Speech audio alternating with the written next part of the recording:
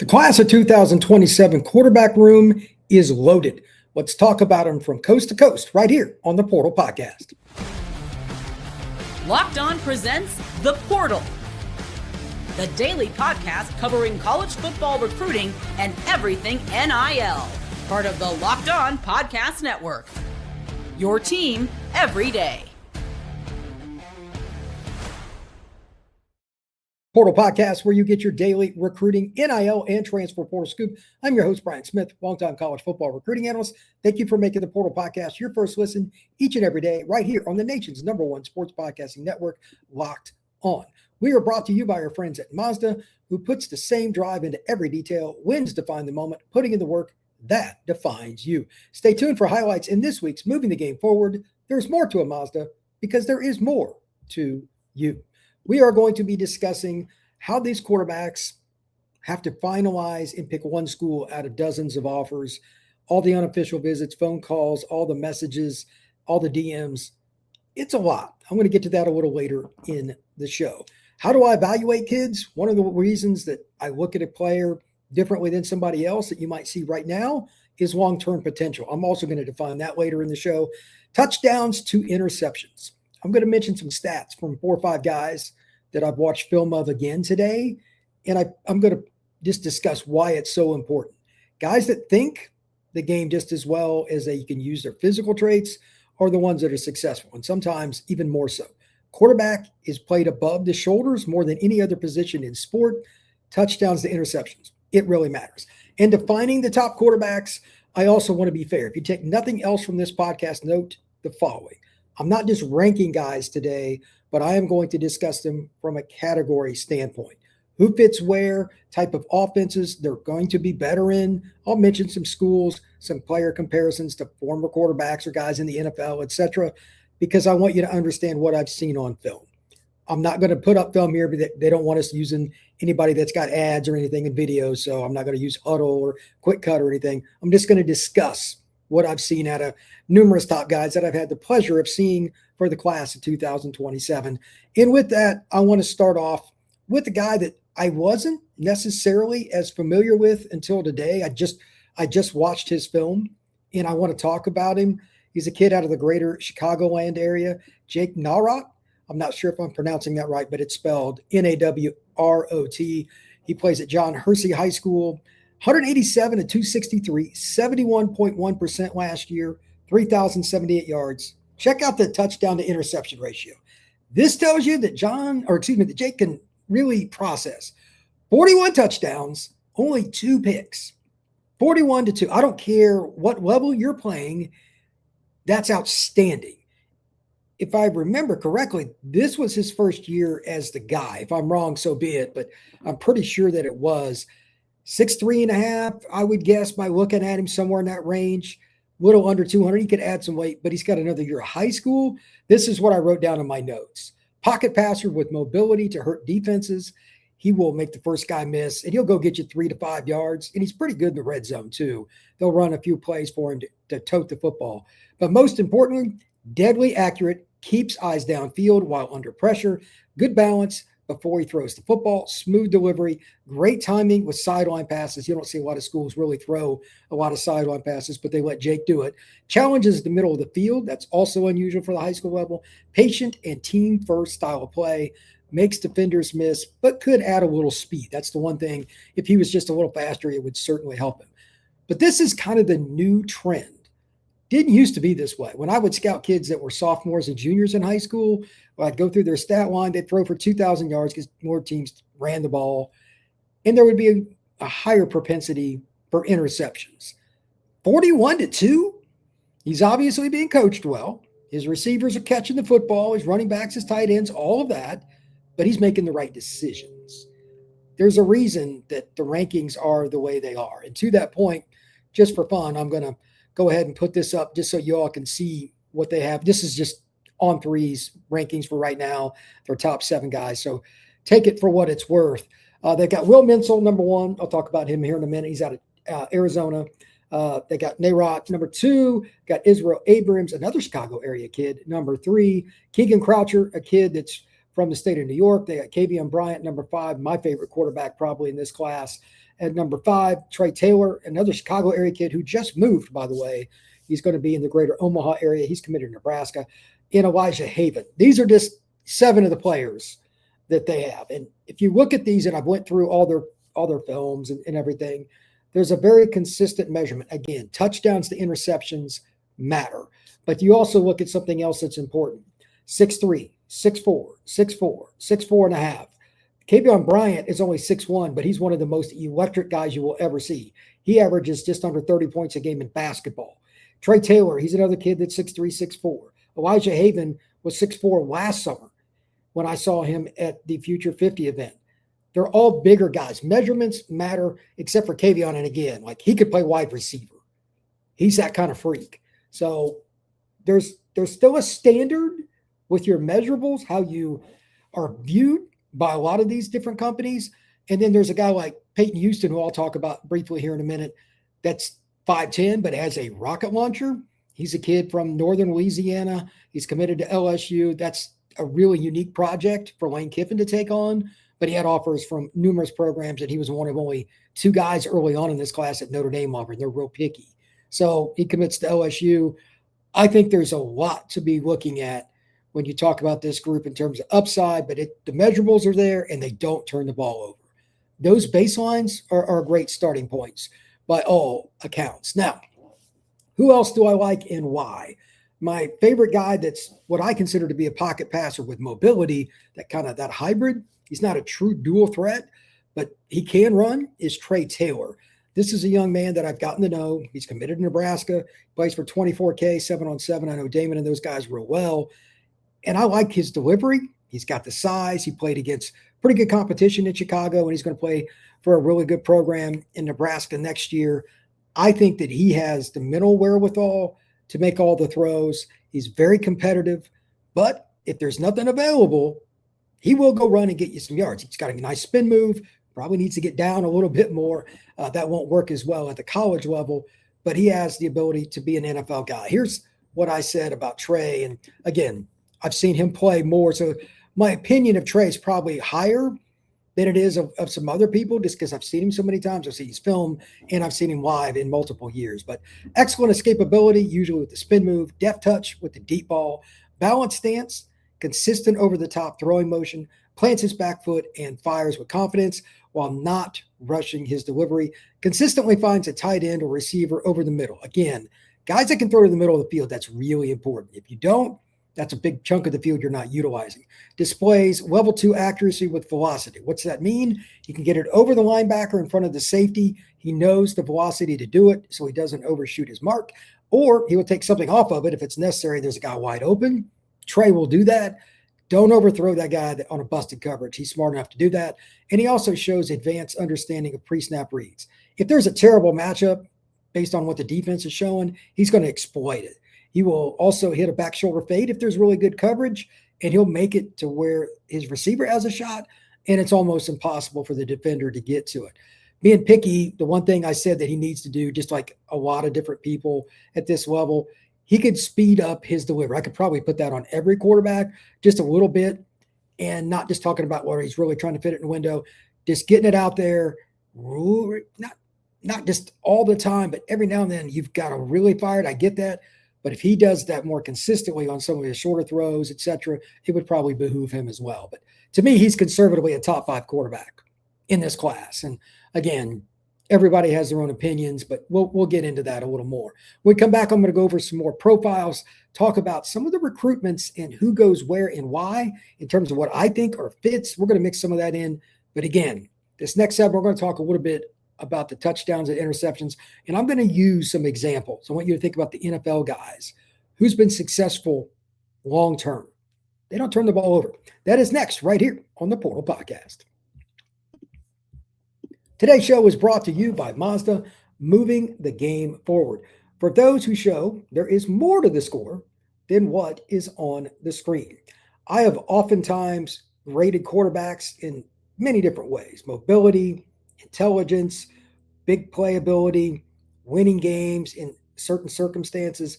But what is the player that is the guy that really is just encompasses everything. The media, dealing with fans, there are a handful that are a little bit different.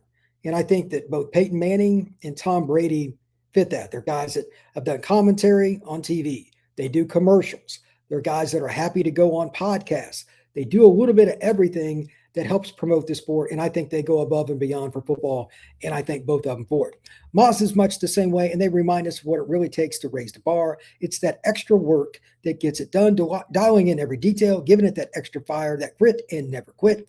We put the same passion into every model. Highlights make the real. What it took to get there is what makes it count. There's more to a Mazda because there is more to you. We are also brought to you by our friends over at FanDuel. If you ever wanted to get to the NBA Finals, live and in person, FanDuel's got a shot for you. They've got your dream sitting right there because they've got an NBA sweepstakes going on. Just go out, head over to FanDuel, check it out. Whatever future you want to go with, whatever future bet, just use your profit boost on it, and you'll automatically be entered into the sweepstakes for the NBA Finals. That's right, flights, the tickets, the whole shebang with FanDuel.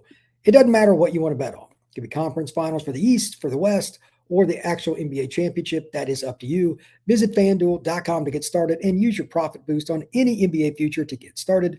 Play your game with FanDuel, the official sports betting partner of the NBA. Take your game to the next level with the Everydayer Club down below. $5 a month or $50 a year. We've got a Discord. Check out the link below as well to check it out and get all the details. But on your audio, no ads. $5 a month or $50 a year. That's the most important thing to note. Check out the Everydayer Club. Now, as far as the other quarterbacks I want to talk about today, there's still a long list. I could do a 5-hour podcast. The 27 class is loaded. I'm going to go over a few more kids that I've discussed here just a little bit, kind of mixing them in, talking about some of the new guys. But again, touchdowns to interceptions. When I read off these stats, pay attention to that. I didn't accidentally put these guys up there. It's not just watching the film because I'm watching highlights. Did you throw picks? Are you making good decisions? That's how I know, just from speaking to college coaches, that's what they want to see. You got to have certain measurables, and I've discussed that already. Do you protect the football? Those who do are the ones that get the most offers. So let's go back into the list here. Next up, this is an interesting one. On 3 now has Will Mencl, number 1. Chandler, Arizona. It's just outside Phoenix. That's a really good program, and he's a guy that lit it up last year. 258 at 367, 70.3%, 3,815 yards, 33-5 TD to interception ratio, so 6.6 to 1. Obviously very good. This is what I wrote about his film. Mencl's best work is completing passes under duress and off platform. He's different than the other 2 guys that I talked about so far. He reminds me of a lot of the guys that just drive you nuts. They can just escape enough. Kind of like Gunnar Stockton is annoying sometimes for Georgia. He gets outside the pocket and makes a play. And if you disrespect his ability to run, he'll go get 10 yards and a first down. Mencl can do that. I think he's a little better laterally, but he's a very mobile quarterback. After avoiding somebody, he will reset his feet quickly and he'll deliver a strike. He goes back into passer mode while being an athlete. That's hard to do. He leads receivers to open areas. He won't put the ball in harm's way. Again, only 5 picks. He's mobile, but he's able to be a dual threat quarterback, whether it's RPO, whatever the case is in the red zone. If you do not respect him, he will smoke you. He's got really quick release, and he has that ability to like dip down and throw the ball sidearm if a guy's coming at him. It's really good. And the one route that I think he throws extremely well, and it's a hard pass to make, is the 7 route, meaning a corner. Going away from you to the sideline, that's difficult, and he makes it happen very, very well. The only thing that I think he needs to do, and this is probably true of a lot of young quarterbacks, slide. You have to get down when you're in the middle of the field. You cannot be taking those hits. Kavian Bryant, this is the guy that is probably the most dynamic by a mile on here because he's just a complete freak. For those of you that do not know, he's 6'1", 6'2", somewhere in that range, and he's just super athletic. As a freshman in high school, he averaged almost 30 points a game in basketball. He plays for Westwood High School out in East Texas, and his basketball highlights are worth your time. But as a quarterback this past year, also elite. 201 to 277, 72.6%, 3406, 37 touchdowns. Guess how many picks? One. He had one pick in 277 attempts. First word I put for his biography is playmaker. And what I say here next, I do not take lightly. They were two of the best recruits I've ever watched. He is Caleb Williams and Ronald Curry-like. For those of you who don't know who Ronald Curry was, he was the Caleb Williams about 30 years ago, went to North Carolina, tore out his Achilles, and he was never the same. He made it to the NFL, ended up playing some receiver, but he was a freak. Effortless change of direction. He makes guys look bad. You let him get like right in front of him before and then just dodge. He can do things that other guys don't. And his style of play is very much like Caleb Williams. With that, he will beat you running. So you got to be careful about blitzing him. Very, very strong arm and has the ability to add touch when he throws down the field. And again, 37-1 TD to interception ratio speaks volumes about his ability to make good decisions, despite being a guy that will run around, extend plays. Sometimes those are the kind of players that put the ball in harm's way. Kavian really doesn't.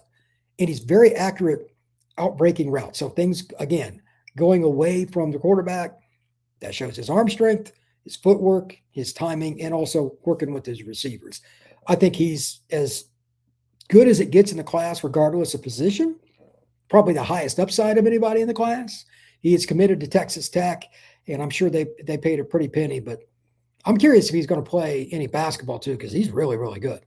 Champ Monds. This is a guy that I think is really, really fun to discuss because he was basically an NFL body as a freshman in high school. And I mean that. He was like 200 pounds, a little over as a freshman. Plays at Vero Beach in Florida. He only played 5 games this last year. He was hurt, but he came back and played 45 of 63, 71.4%, 691 yards, 7 touchdowns, 0 picks.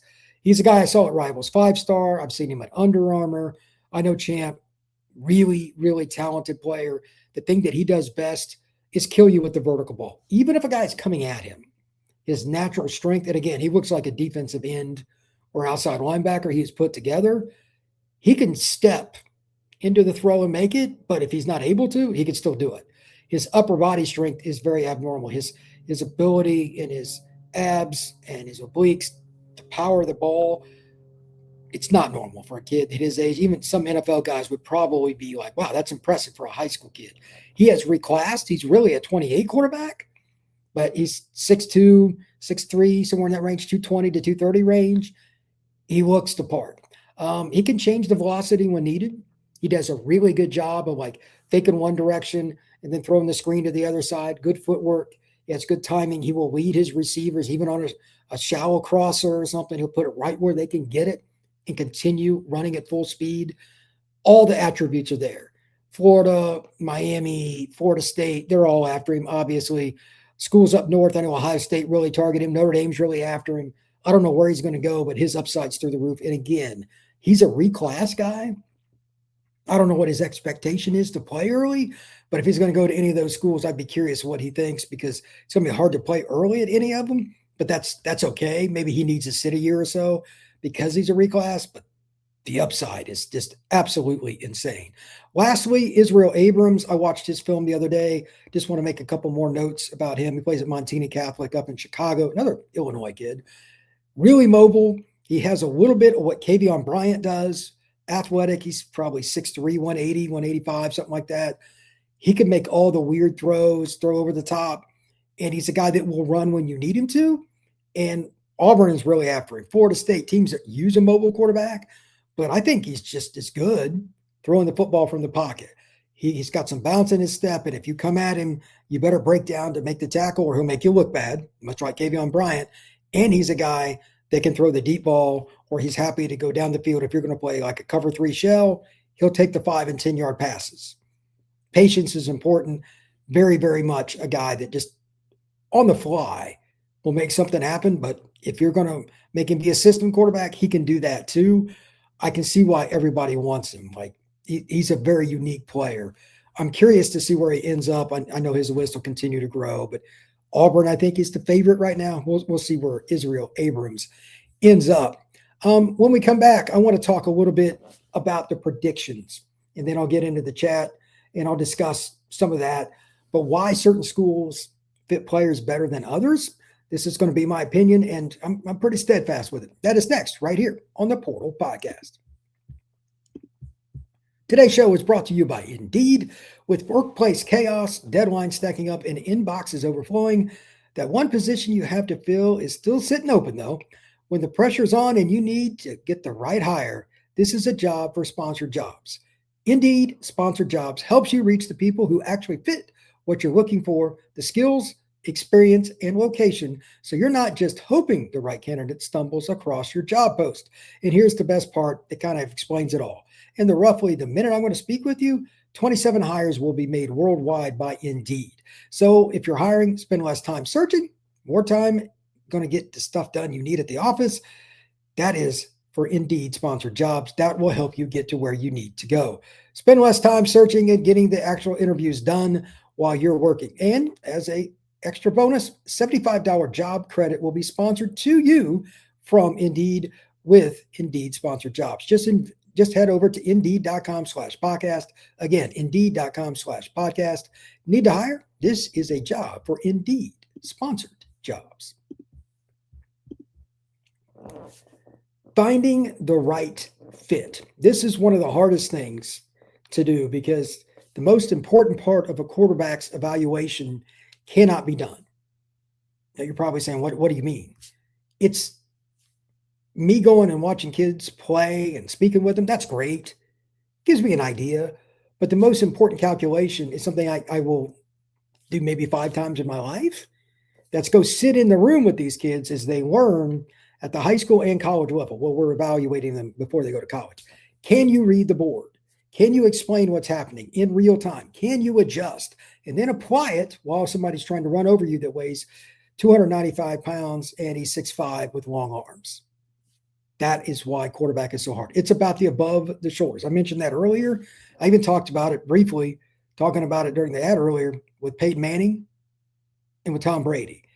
They're all encompassing. They can join a live crew and do anything you want for a game day and explain something. They can go into a huddle and do it. They can talk to anybody in a small room. Those are the kinds of people that do well dissecting plays and coverages. Tom Brady talked about it on a podcast recently with Shaq. He said, I would look at a play, I'd see it once, and I was good. He's got basically a photographic memory. That's kind of a helpful thing. Peyton Manning, obviously very sharp.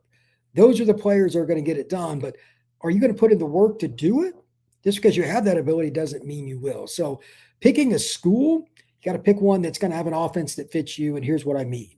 Alex Golesh at Auburn. He's been at Tennessee, UCF, USF. The offense that he runs is basically the same thing that Heupel runs at the University of Tennessee. He was his offense coordinator. Very basic offense. It's more of a college offense. The NFL is much, much more complex.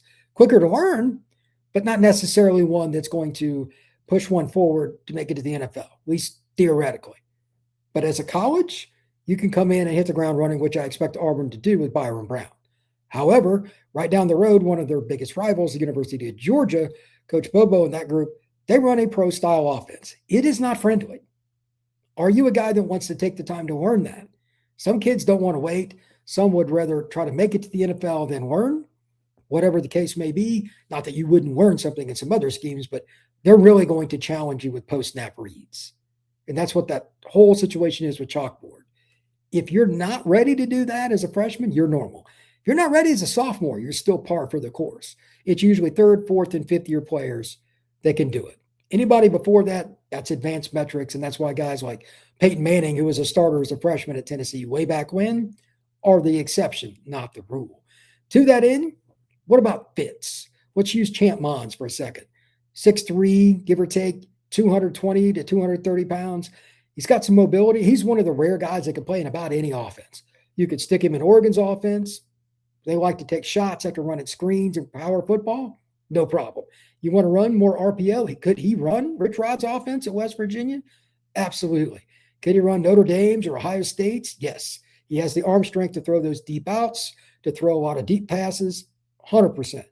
There's the rare guys like him, and that's why he's ranked so high. I think he's a top 10 quarterback, even though he's reclassed. That's my opinion.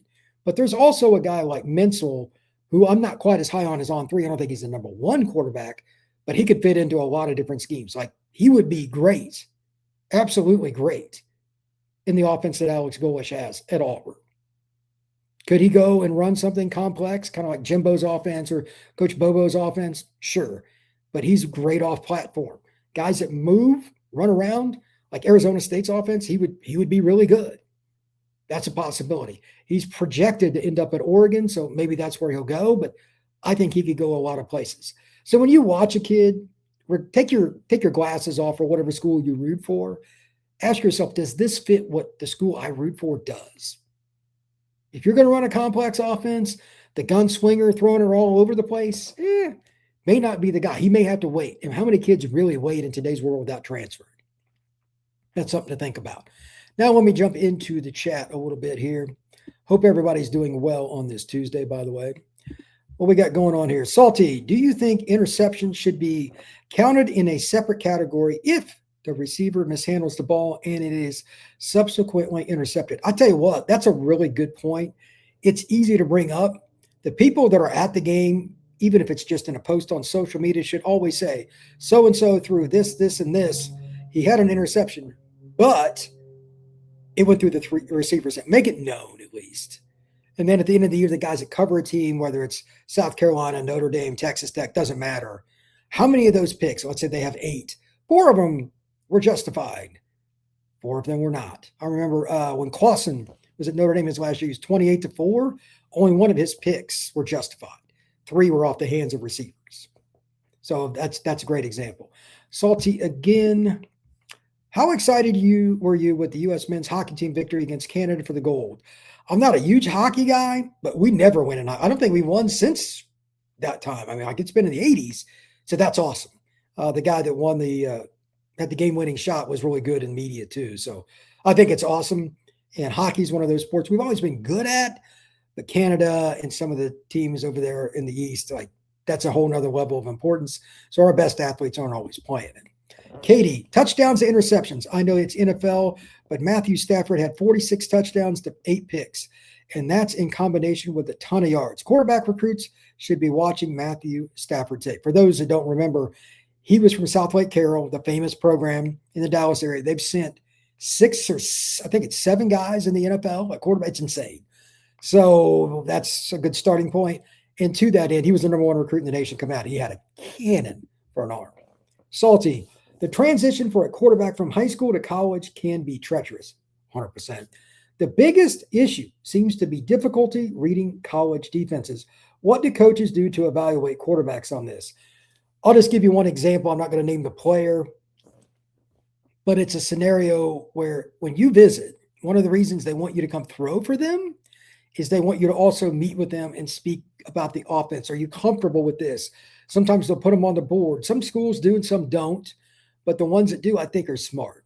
If you're going to push a guy to learn more post-snap read stuff, like some of the stuff that Notre Dame does, Georgia does, I know some of what goes on with Riley's scheme out of SC is quick game. It's pretty simple, but they have some other stuff too. Like Caleb Williams could be challenged. I'm sure it's involved.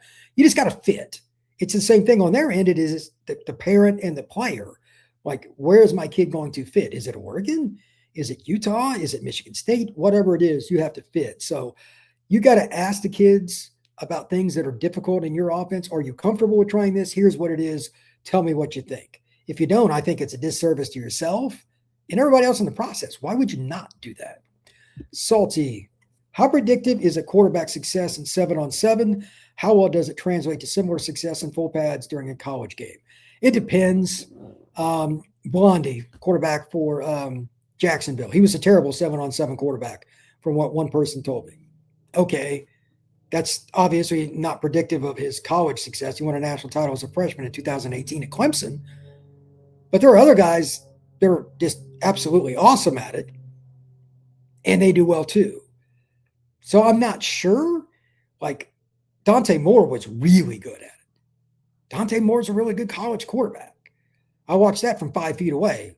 The throw that he made at the Elite 11 finals in 7-on-7, they do it last day, like between like 3 guys. One just like hit a guy in the back of the end zone. I was standing there, like he almost would have hit me. And he just put it right on the money. Like, the ability to read defense is still the same. It's just more reps. That's why a lot of guys want to do it. And I think it's a very vital part of the process. Katie, what is your opinion of Gunnar Rivers, who just committed to NC State? He's also a legacy quarterback. I live about an hour from him. I'm going to go check him out live. I haven't seen him live yet. My buddy Larry's got a bunch of clips of him up on X and Instagram, etc. He makes good decisions and all that, I'm sure, because his dad is Mr. Rivers. He played for the Chargers forever, played for the Colts. But, I mean, I don't know enough about him yet because I haven't seen him live. How does he deal with being hit, throwing, adversity, all those things? I really don't know. But just watching his release and knowing who his dad is, like he's so far advanced probably with understanding schemes and coverages, that's got to be an edge, man. It's got to be an edge. Why would any quarterback recruit go to Miami when they have Coleman and nickel and a head coach that is in 5 seasons hasn't played his own quarterback recruits? I can't answer that with anything positive. It's going to be hard. Miami probably going to struggle to get a quarterback recruit this year.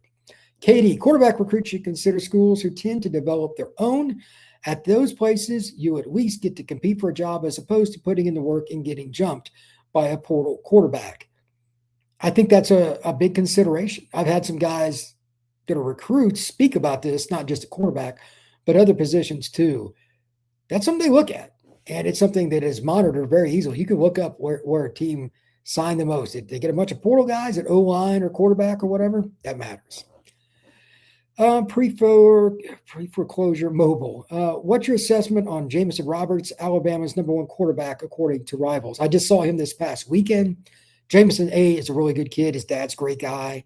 Processes well. He plays at Saraland High School just north of Mobile, one of the best programs not only in the Yellowhammer State, but the South. And he threw and ran for roughly 5,000 yards last year. 40-some touchdowns or whatever it was. He's very good. But last year was his first year to be the guy. KJ Lacey, the quarterback that's a backup at Texas, was at Saraland prior. We'll see what happens. But I think that Jamison's just scratching the surface. Like, I got a few clips up of him on my YouTube page for the shorts and stuff like that for the Portal Podcast, and on X at FBScout_Florida. He's got a nice delivery. He anticipates well, but he processes pre-play better than most high school kids. That's probably the best thing. He's already learning the game from above the shoulders, and that's key. You can probably, especially at the high school level, you can find a defender like, okay, this guy can't cover my guy. And then you go out and attack that player. He'll do that. So he plays with Gas Crew. It's one of the better 7-on-7 programs in Alabama in the South. And he's pretty good with what he does. I just think he just needs more reps. He's played 1 year and he's only going to continue to get better. Right now, he's probably going to go to Oklahoma. Auburn's a possibility. Georgia's looking at him, some other schools too, Florida, etc. But this is a very accurate passer that understands timing and rhythm. I like Jamison Roberts quite a bit. To be honest, this is one of the more fun podcasts I've done, and I just barely scratched the surface. I only got through about a half dozen or so guys. It is an elite group. I don't know who the #1 quarterback will end up being in terms of the overall rankings. Kavian Bryant plays out in East Texas. If I had to rank one mobile quarterback, especially, it's light years. It's Kavian. My top two, because I'm comfortable with them and their style, what they've done and everything, would probably be Kavian and Trae. But there are so many guys. It's not even funny.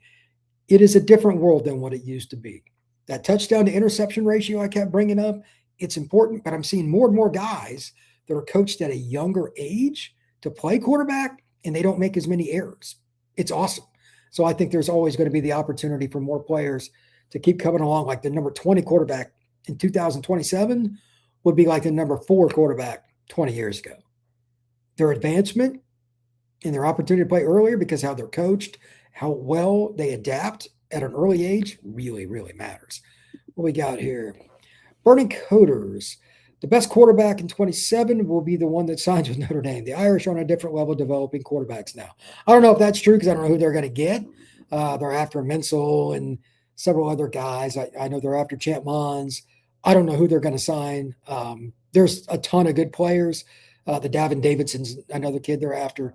But we'll see where they end up. I wouldn't be surprised if they went after a few other guys that are more Midwest. The Jake Nawrot kid out of Illinois is a possibility. There are certainly others, but they've gotten plenty of good quarterbacks here lately. It's probably going to be hard to get somebody because you're probably not going to play it until your junior year. That's the problem Notre Dame's going to be in. But they'll figure it out. It's Notre Dame. It's not like they're going to have any issues finding good players. So with that, I appreciate everybody stopping in once again to check out the Portal Podcast. It's always fun here. We do live shows at noon every day, unless I'm out of town. It's a lot of fun for me. I hope you enjoy them as well. I'll do other position breakdowns soon. Might even do receiver or something tomorrow, and that's a whole nother animal. There's 100 receivers every year. It's even more difficult than quarterback, but maybe I'll just do more quarterbacks tomorrow. We could even extend that. Might do a little of both. But thank you once again. Please like and subscribe if you're on Apple. Leave us a 5-star review. This has been the Portal Podcast. We will see you again soon.